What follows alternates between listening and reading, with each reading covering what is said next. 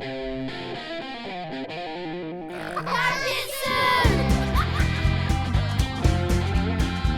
guys, let's do a bow and then let's get running round. Yes, good hustle, keep it going. Are we listening? Are we listening? Always welcome to episode 49, the update show. Yes, indeed. Welcome. So much jiu-jitsu. I always get to like November and I'm just like, yeah, that's it for jiu-jitsu now. And then wallop. And December's just so busy. I need to remember this next year. We've had, I've had to make a list. We've had UFC BJJ 4. Yes, indeed. Who's number one? BJJ Stars. IBJJF Nogi Worlds. Nationally, we've had the Nogi British. There's just been so many shows. I'm just going to change that light position. It's just it's bothersome. Oh, that lunge. You can't see it, but it's Do I look a bit pasty? impressive. It was just, I don't know, it just felt like it was like right in your face. Okay. Like a bukkake. No stranger. Well, they were all strangers. Yeah, well, yeah, not anymore then. They were. No. To start with, they were. But Well we got to know each other rather well. Please continue. We'll get to the update, but what we want to start with is, because I know you are so keen to do this, I don't want to let you down, is an unboxing, an unbagging, if you will, of some products that we've been sent by Anaconda Fightwear. Yay. Hopefully we garner some younger viewers by the unboxing. That is that's quite the delivery, isn't it? It's quite the delivery, weighty. Thank you, Anaconda. So, obviously you guys know, like everyone in the jiu-jitsu world by now knows that they do excellent knee braces. But we've also got a bunch of their other products here as well. Let's just start slipping out products and see what we've got. Elbow support. I actually we got two of these. I wore one of those Monday because I do get a bit of tendonitis in the elbow. I've been getting like elbow pain, like obviously tendonitis is pain, but I've been like to touch it was like very sore. Well, even when you're not like using the elbow? Yeah, just like in the car, I've got like an elbow support and I'll be like, oh, why is that like so painful? And no idea what. It's got to be something to do with the tendonitis, but I wore the elbow support on Monday and it was great. So I was a bit worried it was going to kind of get in the way, be a bit clunky, but actually it was fitted really nicely, really comfy. Because elbow supports can be they can be a bit shit, can't they? Because they move around. I've always found. Yeah, this was because of the amazing. strapping. It was like really solid. Yeah. It didn't move at all. But I was worried it was going to be clunky because of the strapping and a bit big. But actually, it was fine. I didn't notice it got in. I was a bit worried it was going to get in the way when I'm trying to kind of slide my arm into places. But it didn't really get in the way. It was really good, really solid. They are. I mean, they are so well designed, aren't they? There's couple of rashies. Oh, nice. Some nice rash guards. We'll get them out of the bags as well in a sec. Yeah. What else we got? We've got, these are the lighter knee braces. So I think they've kind of got the heavy duty knee brace for when your knee is really mashed up and you want to train. This is more of like a sleeve that you could kind of wear, all the time if you felt the need. I know. Hey. They're just coming out, spilling out without me even realising. It's the dad jokes, man. Yeah, this is the sort of thing I like. When my knees are feeling a bit sore from like a lot of shooting and stuff, and you've got this like gel pad around the kneecap, that's really nice. And they've actually got little supports here as well, like the other ones. That's really good. Yeah, it's just a bit lighter. I think there's a lot of people I know from the gym who are sort of 40 plus who just wear knee sleeves all the time. Yeah. And I would say if I was like a physio, if I put my like trainer head on, I'd say you don't really want to rely on wearing a knee sleeve all the time. Yeah, because does it not weaken the knee wearing it all the time? It's not going to. So if we think about like a rehab standpoint, it's not going to weaken the knee necessarily, but your knee will start to rely on that. So it's not going to weaken the knee, but the knee isn't going to build the strength and stability that it needs to long term. Yeah. That being said, though, you're kind of weighing up fully dealing with the issues in your knee or training. And sometimes those two things can't coexist at the same time. So my elbow, for example. Time. Yeah. The doctor's like, you've got to take 3 months off. It's like, okay, that's not going to happen. Yeah, what are my other options? So my elbow, for example, like the tendinitis started with the first child being born, Ruben. That was really bad just from carrying children. So obviously doing a lot of lifting, moving adults around, and then carrying the child was like the straw that broke the camel's back. Yeah. And then once he was a bit more able and he was less needing to be carried, the tendinitis magically got better. Second child comes along. Hello. Yeah. Tendinitis magically rears its ugly head. Yeah. So it's constantly teetering. Gets better. Third child comes along, same thing. It's literally like, I remember one day it swapped from one arm to the other. Wow. Which was mental. I was like, oh, this one feels really good. And then that literally, in that moment, when I thought it just started on the other arm. Psychosomatic. It was mental, yeah. But generally it's the left side. And now Casper still does he doesn't need to be carried, but sometimes he wants to be carried, so there's still a bit of lifting and shifting there, and so it's still a bit bad. But it's like, I know what is causing it. Usually with a tendinitis, a tendinopathy, you want to think, what is the thing that's causing it, and can we reduce or just stop that, build the strength and stuff, and then slowly reintroduce that. And if I was like a professional athlete, let's say, playing for a sports team, you might do like a decent amount of just rehab. Yeah. I've seen this with loads of the fighters. Like, we're like, right, these are the exercises we need to do. And they're like, it's not really getting any better. And I'm like, it's because you're still doing the thing that's making it bad. Like the repetitive We've just thing. added in more stuff for the joint, which isn't going to help because we need to reduce the load in that movement or whatever it is that's causing that pain, and then give you the rehab exercises, get it better, and then slowly reintroduce the thing that was causing the problem. And hopefully we've kind of created a bit more stability around the joint. It's not going to happen. Yeah. But we both know you're never going to stop training jiu-jitsu, so it's never really going to get better. So insert things like this to just make it just to manage, pull the load a little bit. Yeah, definitely. And that's the reality. So, yes, if you want to take the A grade route to make things better, then there's probably a role for some stability, like knee sleeves and things like that for a while. But if you're like, well, actually, I'm not going to take the best route. I'm going to just train through the pain, and it's going to get maybe better over a longer period of time. Then these are going to be pretty essential. 100%, man. Yeah. You've got to know your audience, mate. Exactly right. So, I would stop training. Right, let's find something Goodbye. else. Someone's got to be thinking, come on, there's got to be something here that agrees with my mindset. Yeah. Yeah. But it was designed by a grappler, wasn't it? I don't know, actually. I believe it was a... Actually, yes, sorry. You're originally, right, it was a purple belt, wasn't it? And it was, I'm not entirely sure, but I did see on their thing that it was like owned by sort of jiu-jitsu people. Yeah, so it's that's always a good element when something is made by someone who lives the life, who gets it, like you say, joking aside, knows their audience and has been through it and been like, 100%. At least something to kind of, live through this What else situation. have we got in here? Another one with This sleeves. guy is the big knee brace. That's the 3D knee nice. brace. Okay. It's got the big struts in it. These are great. And I've already got. Yeah, I've already been using one of these, and I had. Remember that time when I was. What was I doing? I forget the way I was moving whatever move it was, but I was kind of trying to. I had my knee this way, and I was trying to lift someone up, and they were resisting. So it's kind of essentially trying to reap my own knee. And, and I heard it go, and it sounded like someone snapping bamboo, and then didn't really hurt at the time. But then towards the end of the session, I was like, oh, that's getting bad. Yeah. And then it just got a bit worse. So I got one of these, and very quickly, it was kind of, I was wearing it every training session. It did rehab it really well whilst I was training. Yeah, it's not going to be what it's going to essentially do is just stop it.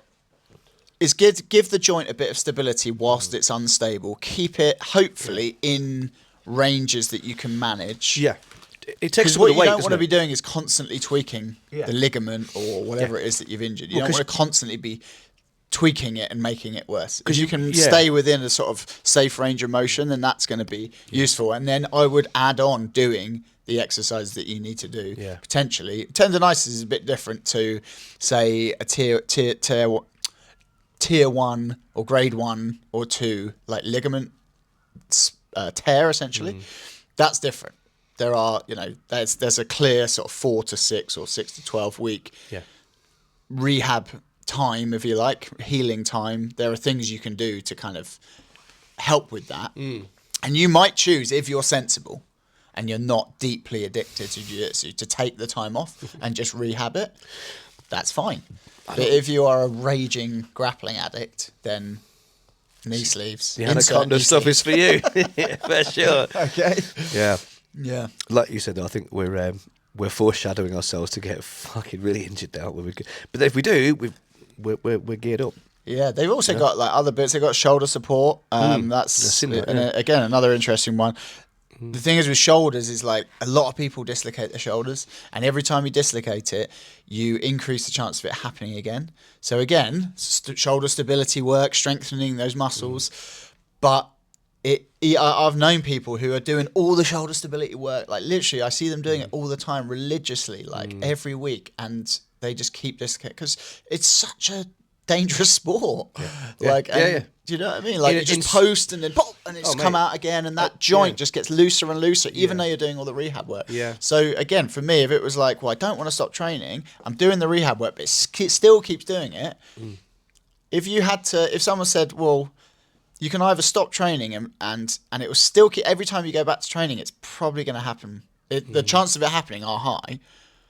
And you think, well, what about if I wear the shoulder support? Will that reduce the risk of it happening? Yes, but you'll probably have to wear it for the rest of your training life. I'll just fucking do that then. Well, that's not the end. Yeah, totally. That's not the end of the world, is it? You know, it's just a case of like, if you don't ever really get back to that baseline of shoulders to stability after that first time, and plus, you know, how many times you go from beyond that, if you want to keep training, especially the older you get, it's like, it's either that or it just keeps fucking popping out. It doesn't need to be perfect, does it, at the end of the day? Like, and so most of the time isn't. Yeah. Isn't it? You know, we always pick up shit. There's always something. You know, that's always been a line that Mike's used, and Mike's 61 now and still tearing it up on the mats. But his sort of tagline is, "There's always something." Yeah, yeah. And it's true. There's always at our age. There's always something. Isn't there? I've just did me back in the other day trying to get a posture out of a fucking triangle. Just you know, classic thing. Thinking I'm still 25. Coached the kids class. Jumped in. Had a roll with Matt Ellis, our number one listener.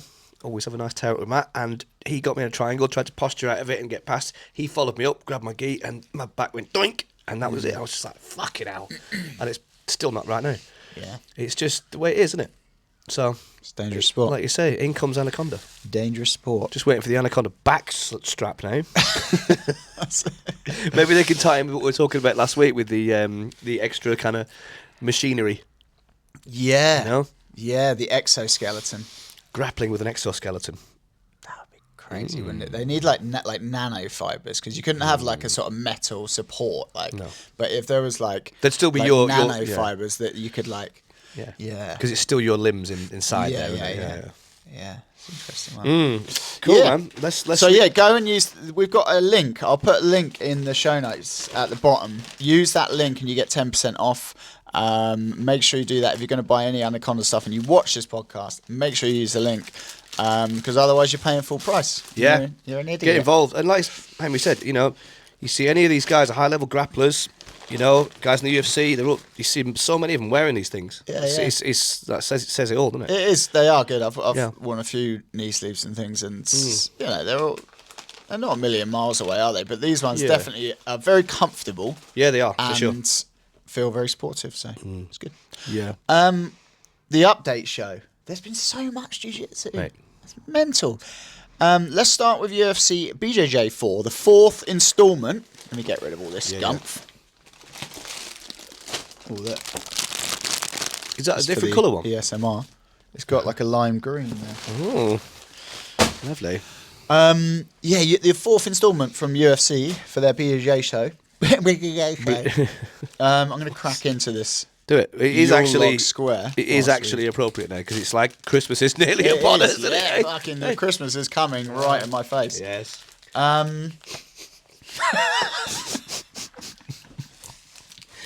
Vivid image just appeared in my mind. Please continue. Spraying its festive load. Emptying its sack. Would it be snow or like candy?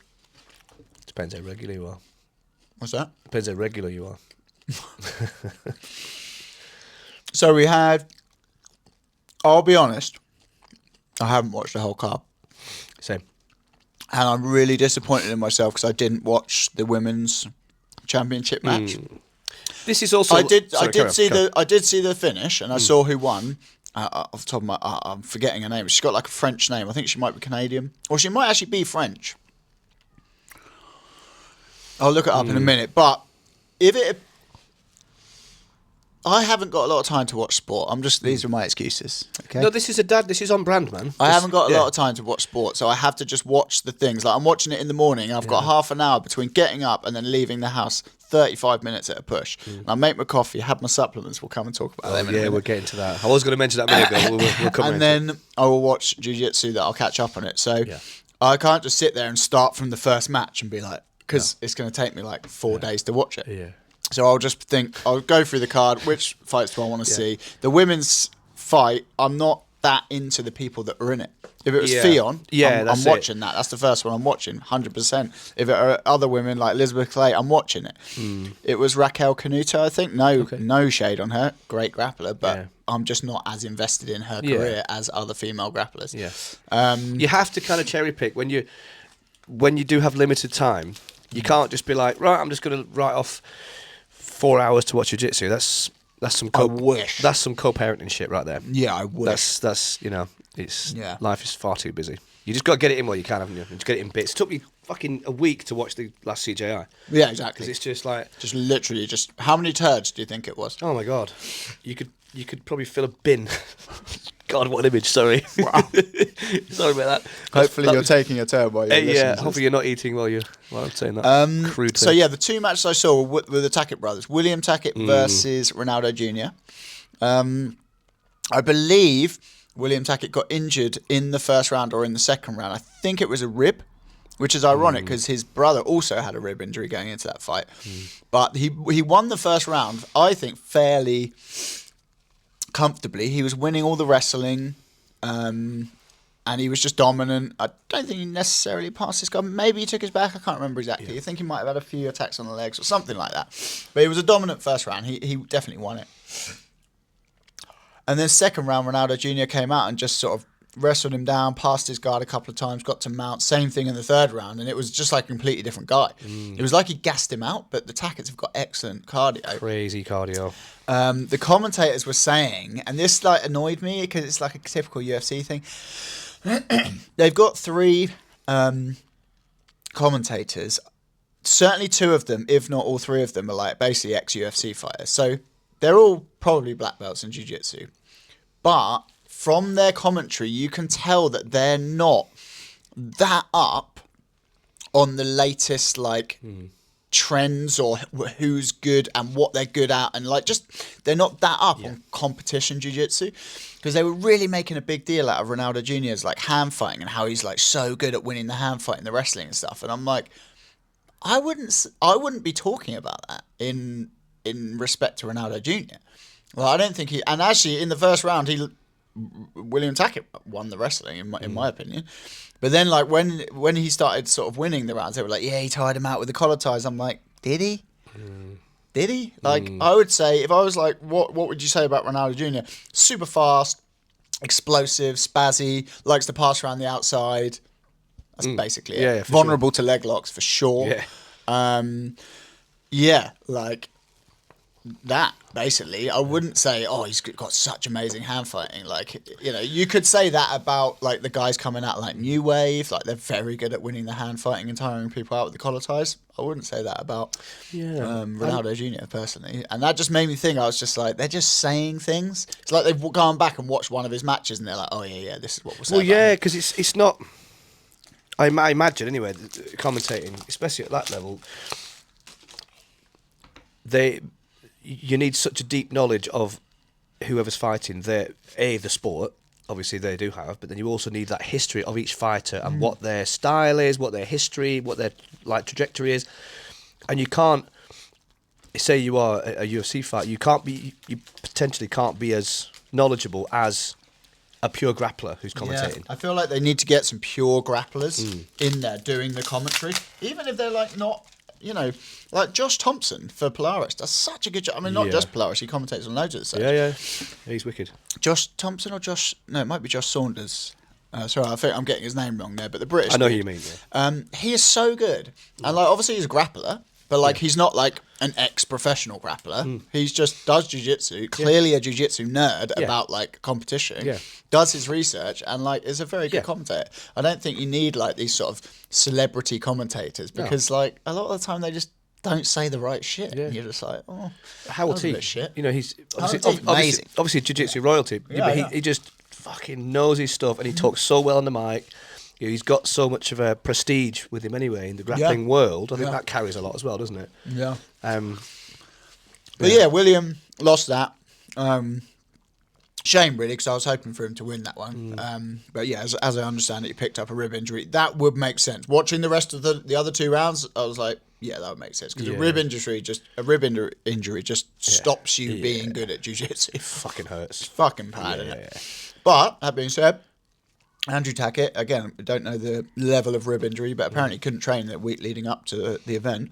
Went in and just dominated Elijah Dorsey. And Elijah Dorsey's no slouch. Like, he's a good guy. He's been coming up, winning things. Hard guy, beat Nicky Ryan. You know, tough dude. And he just fucked him over. I mean, to be fair, actually, to Dorsey, he got in some good leg entanglements. He was attacking heel hooks and stuff, but then they were in 50-50. And Andrew just got ahead of him. And actually, it was more of like a counter. He was like defending the heel hook, and then he managed to sort of just slip his heel, hide the heel, pulled the legs apart, got like a nice reverse grip, which is just a bit of a tighter grip, and managed to get the finish. Yeah. Mate, guys like Andrew and Cade, they are the cutting edge, aren't they? You know, it doesn't get any more current than that, does it? They've got that great combination of athleticism, innate skill because they've been doing it for so long, and showmanship, tenacity and showmanship. That's I do think it's you know, it's a sport, but it's also entertainment. You can be really fucking good, and it's not as much of a fun match to watch as when you watch Cade or Andrew fight, because it is just like 100% what they're going to do next, what's going to happen, what spectacular thing's going to happen next. Yeah. So a great show. I'll probably go back and watch some of the other matches, but really enjoyed that, and it's good to see more sort of up-to-date, bigger names coming into UFC now. Seems like they're pulling more people in. It'd be great to start seeing a few more Europeans coming in from the men's side. There's some great grapplers in Europe. You know, I mean, the recent the recent Oceania in Europe match sort of said a lot, didn't it? The Polaris. Yeah, that's what I mean. Just absolutely dominated. Yeah, and in the end of Jan, we got Who's Number One versus Polaris. I think they were talking about some of the members of the Who's Number One team. It's going to be like the Corbet brothers. They were talking about Kynan, but apparently he can't make it.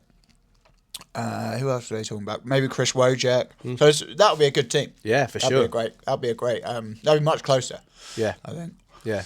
But speaking of Australasia and Oceania, the Asian trials, or the Australian Asian trials, whatever they refer to it as, for ADCC happened. Joseph Chen and Isaac Michel both won, although Isaac Michel is currently being cancelled by the jiu-jitsu community. Oh yeah? Yeah, I literally just saw it today. Didn't hear this. Craig posted something saying, implying that Isaac Michel's caught up in some sort of controversy. I don't want to get the show cancelled, so let's say Me Too situation. Oh wow, okay. We all know what that means. And then Gordon posted something saying like he's no longer like associated with this gym. Oh jeez. And none of them have got the comments to turn it on, so it's like it's obviously quite serious. Quite serious. Wow. So I don't know what's going on there. I'm sure that'll come out in the coming weeks. But yeah, he won. I would say he didn't look. I mean, he just looked pretty dominant, like, but not that exciting. I watched all of his matches, and he just sort of.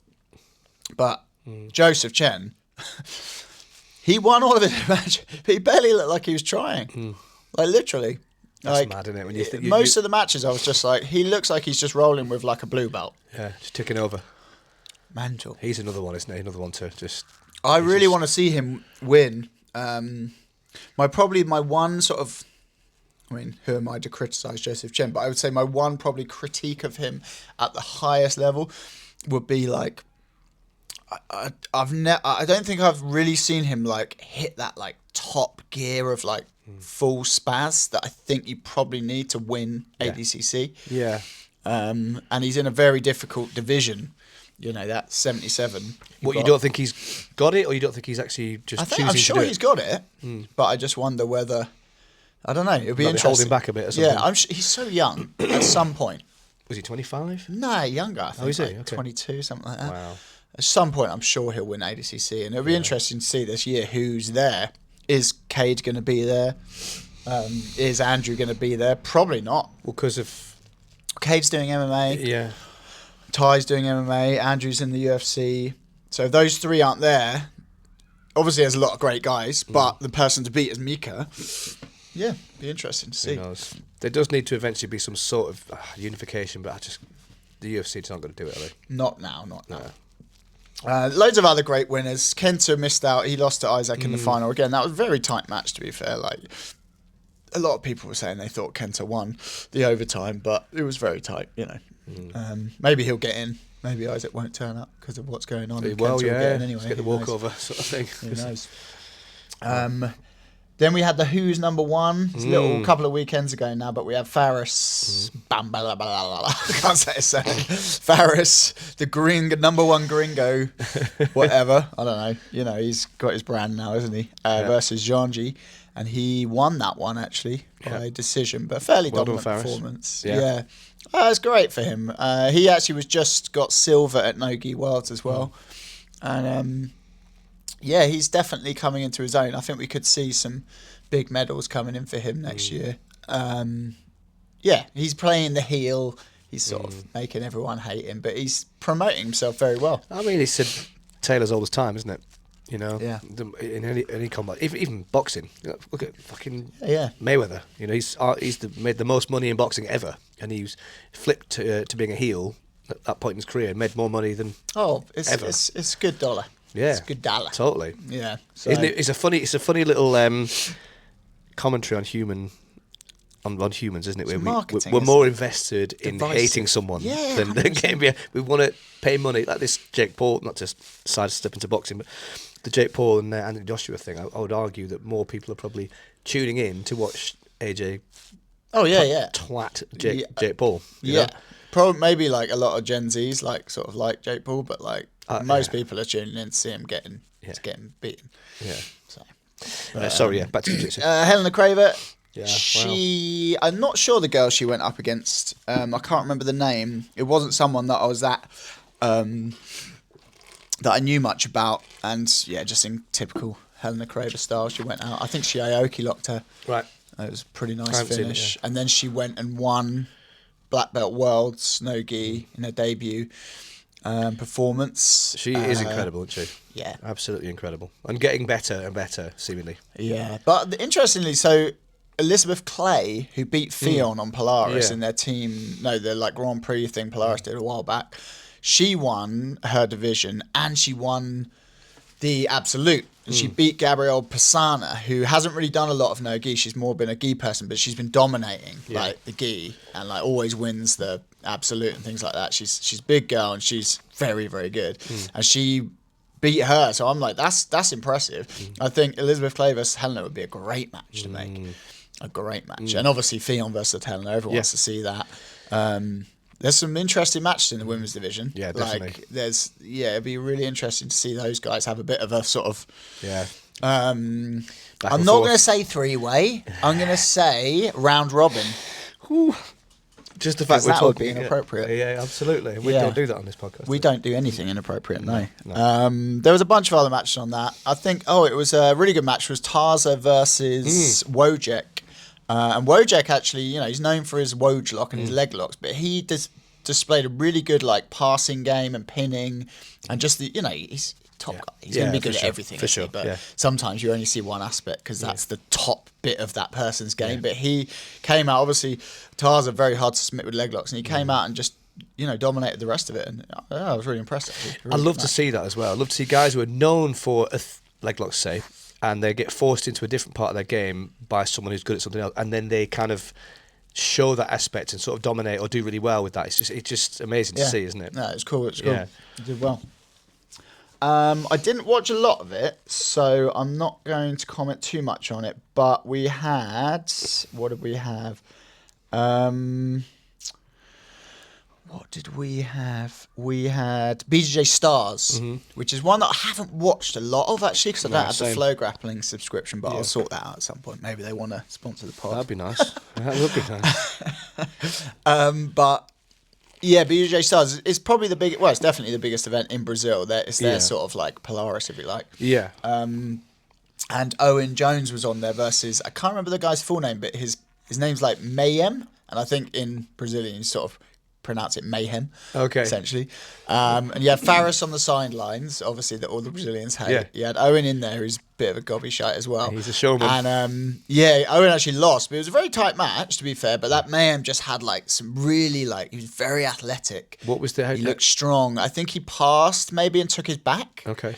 I don't think he finished him, but I think he because they have points in that show, and I think he managed to get past, and then he took his back, something like that. He either just passed or he passed and took his back. Okay. Right towards the end, and it was very he came over and he was shouting in Faris's face and stuff like that. But it was a really good match, really close. Owen had some good bites on the legs and things like that, but it was an interesting match. And that kid, that Mayhem guy, I think. He has won some stuff in the gi and looks very slick. Very slick. So that was cool. That was a good show. This new generation, man. There's so many killers coming up in there. So many stars. I love the fact that they're all there's so many showmen. Yeah, well, talking to stars, I think, and young kids coming out. I mean, he's not a kid anymore, but Luke Griffiths was always sort of on the up, sort of in Gordon's shadow a bit. Now Gordon stepped aside. Yeah, and he was on Who's Number One, so we did mention that, and fought Felipe Pena. Controversial victory. Submitted him. Well, not controversial victory, but controversial.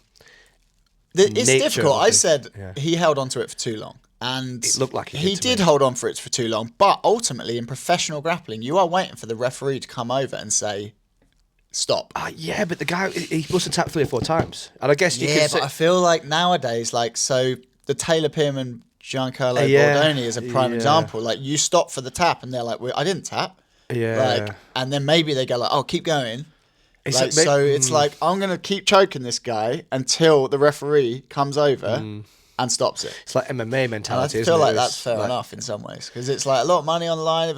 That's a title match. I feel like there needs to be a clear-cut rule in that situation when there's so much money at that level. It's like the tap is almost. But the responsibility is on the referee to stop it when he sees the tap. Yeah. So it's is it the responsibility of the person to stop applying the submission, or is it the responsibility of the referee to be like, he's tapped, stop? Yeah. That's what I mean. That's what I mean. You as the attacker playing. Yeah, but that's what I mean. There needs to be some sort of a very clear guideline. I'm sure when they do the rules meeting, there probably is. Yeah. But I feel like the referee, what else are they doing other than watching the match? Yeah. So they should be right there. He taps, right, stop. Yeah. Do you know what I mean? Yeah. So obviously the referee didn't have a great angle or something because it went on a bit long. I mean, Felipe's entitled to be a bit salty. Yeah. If it's just a choke and you tap and you go out, whatever. Yeah. But the face choke, it's a choke, fun. But also you feel and those guys are fucking big. Yeah, and the face choke's fucking horrible. Yeah, and you might dislocate your jaw. It's just horrible. It's just horrible. Yeah, it's a horrible choke. I think everyone was in the right in that situation. But but he really is establishing himself, I think, as one of the number one heavyweights in the world. Very, very good. Oh, he's solid, man. He's sort of just made it, sort of just taken those steps. And man. I think that's often has much more of a prestige when you've just grinded your way to the top. You know, you just kind of, like you say, you've not always been the number one guy. Yeah, and he's taken a few L's and things like that. I think, isn't it? I think the big heavyweight division is interesting now because you've got Nicky, Hugo, Luke Griffiths, and I guess Felipe Pena's kind of still in there. That's an interesting foursome, isn't it? Mm-hmm. Hey? Sexy foursome. I feel like that could be an interesting Who's Number One or Polaris or something where they just get them in for a sort of a bracketed thing on the it's only 2 fights, isn't it? Yeah, that'd be sick. That'd be amazing. Yeah, to really establish who's the top guy because they've all had kind of wins over each other as well. So you couldn't sort of call it really. What the hell thing? Yeah. That's we said this a million times before. That's the real draw with combat sports, isn't it? Where you're like, I don't know what's going to happen, but it's going to be. See, if UFC BJJ were trying to be the best show, they need to sign all of them and have that. That would be you'd be selling it on that. Yeah. All of those guys are like the top guys in the sport, heavyweights, nothing more exciting than a heavyweight. I mean, there is. Heavyweight jiu-jitsu is often a bit boring, but it sells, doesn't it? Because these big guys. There's something about size with humans and just watching two big, people smash into each other. Yeah. So that would be the one, wouldn't it? Yeah. But it's going to cost them some money. I imagine all of them. They've got the fucking money though. They do, like, yeah. It's just, yeah. But I haven't looked at the stats on the UFC PGA. I'm going to look it up now. I was watching it. Was I watching it live? Yeah, I was watching it live when I woke up because it was still going at 5 a.m, and there were 11,000 people watching it, which isn't that many compared to like CJI, for example. Mm-hmm. Let's have a look to see what the final stats were, because they do get. There was a rumour that they were inflated, wasn't it? 615,000 views. But let's have a look at the interaction as well. Let's have a little goose. Oh, shut up. It's ticking over. Internet is loading. Talk amongst yourselves. 615,000 views. So that's over 500,000 views, just for people that aren't very illiterate with the numbers. But only 124 comments, I think. Seems unlikely. 5.2 thousand thumbs up and 187 comments. I don't really know. I would have thought. I wonder if there's anything else on here that I can see. 4.4 million views, that one. Let's see how many comments that's got. Whoa. That's got 2.4 thousand comments, 91,000 likes. So that's 8 times the amount of views. 184, 2.4 thousand. 184 times 8. Well, it's less than 1,800. Not sure about that. It's early days though for them, isn't it? In terms of people's opinion of it.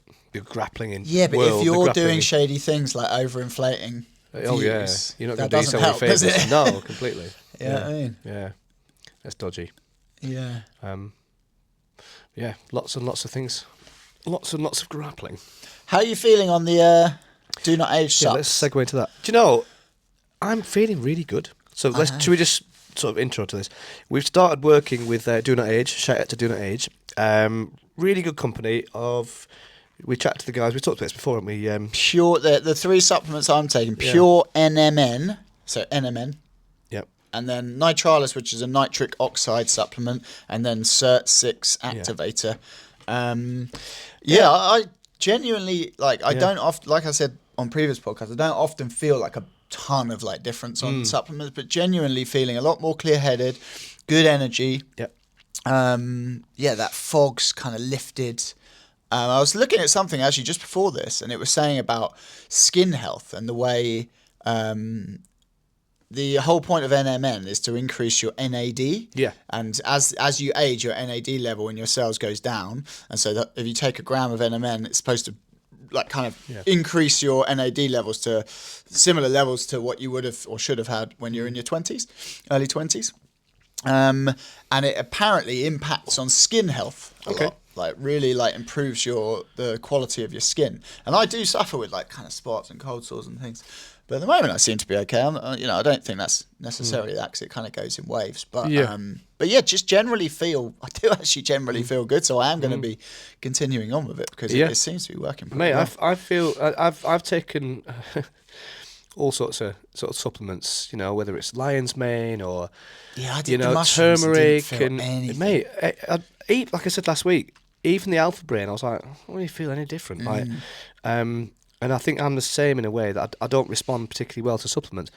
However, I was day 1 last time we did the pod, and I feel great. Yeah. I've been doing it for 11 days. Right. And I was on the way back from a gig the other day, and I was just sitting on the train. It was chaos. There was loads of pissed people around. It was late at night, and I was just sitting there. I was like, my body felt tired, but yet mentally I just felt totally like centered. And it's hard to describe. It's almost like I had a bit of a Barney with Ben was really moody the other morning. He had a big shout at me before he went to school. And normally I would just be driving down here, just like all intertwined with it all. And it was almost like here's that issue, and here I am separate to it, and there's like space behind it. Yeah, and yeah. I don't know how to describe it without sounding a bit kind of hippy dippy, but it's I just feel really like I was thinking about it on the way here, like similar to when I've been doing a lot of like cold water therapy. I just feel just chill. Yeah. I feel really, and again, I don't have as much brain fog. I can kind of, it's easier to put sentences together.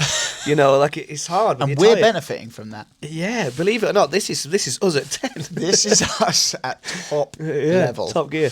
But yeah, I'm taking the NMN and the Cert 6. But yeah, I've felt better on this than I have on any supplement I've ever taken. And this Yeah. is, this, I don't know, this might sound like marketing. It's like, I can't stand all of that kind of marketing stuff and that stuff, that way that people just bullshit and deceive people to just kind of shove things down your throat with, I wouldn't be saying this if it wasn't genuinely how I feel. For me, it's like a 30-day sort of experiment. And Yeah. it's, So far, it's great. I'm buzzing with it, so Yeah. I'll definitely carry on. Yeah. We get a discount code, Dadjitsu 10. So use that on checkout. Get over there. They sell creatine, magnesium blends, vitamin D and K2, like bunch of stuff for sleep and things like that. There's loads of things over there, so check it out. Loads of good subs and all pretty clean. Just what they say they are, essentially, without all the bulkings and filling agents and shit like that. So, It's great. definitely get over there and check it out. I've got a few of my friends already signing up and doing the code. So Nice. yeah, it's get involved, people. It's really good so far. Really, and we like I say, we're going to be reporting back on each pod for the next 30 days or so. But so far, nothing but positive, really. Yeah. Aye. Let's call it there. Yeah. Episode 50 next week. Come on, Hey?